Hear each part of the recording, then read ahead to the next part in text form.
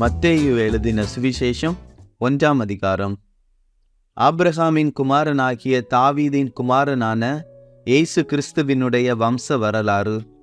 Abraham ஈசாக்கை பெற்றான், ஈசாக்கு யாக்கோபை பெற்றான், யாக்கோபு யூதாவையும் அவன் சகோதரரையும் பெற்றான். யூதா பாரேசையும் சாராவையும் தாமாரினிடத்தில் பெற்றான்.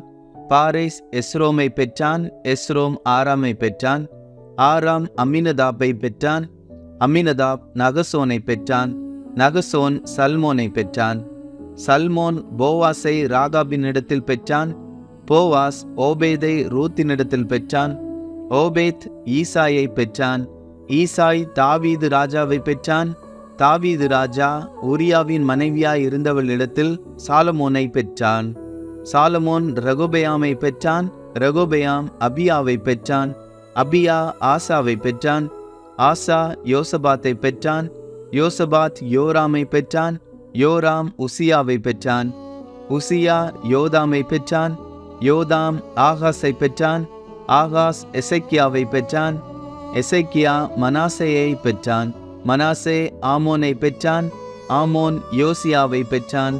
பாபிலோனுக்கு சிறைப்பட்டு போகும் காலத்தில் யோசியா எகோனியாவையும் அவனுடைய சகோதரரையும் பெற்றான்.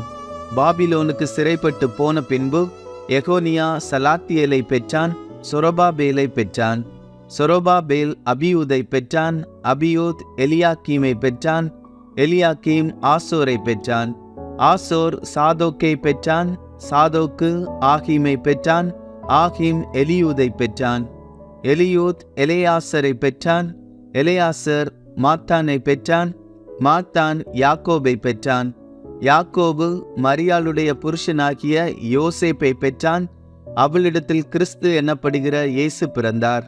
இவ்விதமாய் உண்டான தலைமுறைகளெல்லாம் ஆபிரகாம் முதல் தாவீது வரைக்கும் 14 தலைமுறைகளும், தாவீது முதல் பாபிலோனுக்கு சிறைப்பட்டு போன காலம் வரைக்கும் 14 தலைமுறைகளும், பாபிலோனுக்கு சிறைப்பட்டு போன காலம் முதல் கிறிஸ்து வரைக்கும் 14 தலைமுறைகளாம். இயேசு கிறிஸ்துவினுடைய ஜனனத்தின் விவரமாவது, அவருடைய தாயாகிய மரியாள் யோசேப்புக்கு நியமிக்கப்பட்டிருக்கையில் அவர்கள் கூடி வரும் முன்னே அவள் பரிசுத்த ஆவியினாலே கர்ப்பவதியானாள் என்று காணப்பட்டது.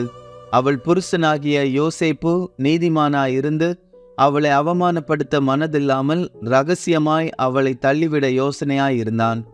அவன் இப்படி சிந்தித்து கொண்டிருக்கையில் கர்த்தருடைய தூதன் சொப்பனத்தில் அவனுக்கு காணப்பட்டு, தாவீதின் குமாரனாகிய யோசேப்பே, உன் மனைவியாகிய மரியாளை சேர்த்து கொள்ள ஐயப்படாதே.